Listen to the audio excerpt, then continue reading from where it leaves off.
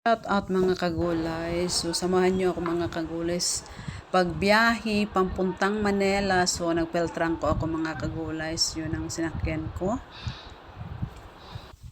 Yan, dumating na kami sa sa Lipata. So ito po ang view ng Lipata mga kagulay.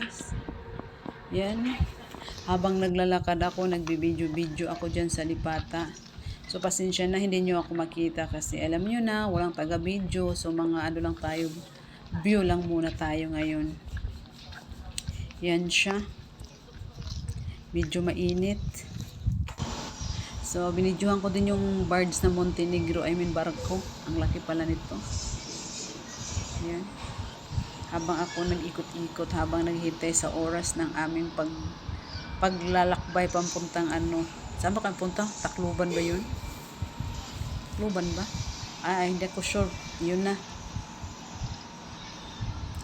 So, dito kami naghintay sa ditong area na to.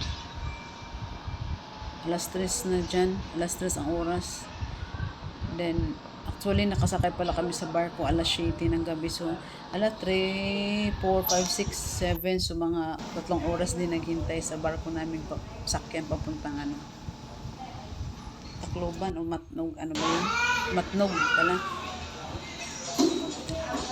Ayan na.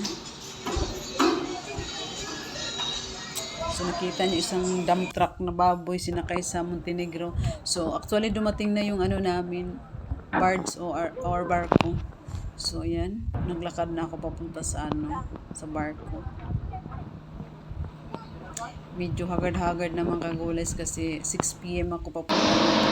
So, alas 7 na ng gabi.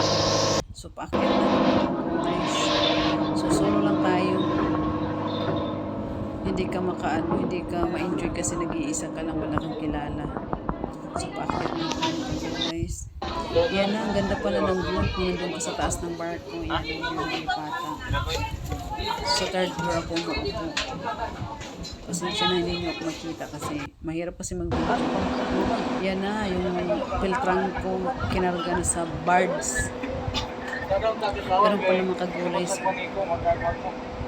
Ang daming sakyan ang kinarga sa bards. Ilang bus yan? 3 yata. At saka mga kotse, yan, lahat yan, ipasok yan dito. Yan siya, gabi na talaga siya. So, wala pa akong video dyan.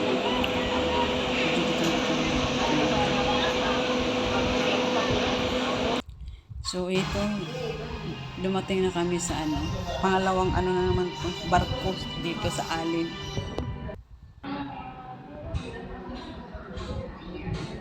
Ayan.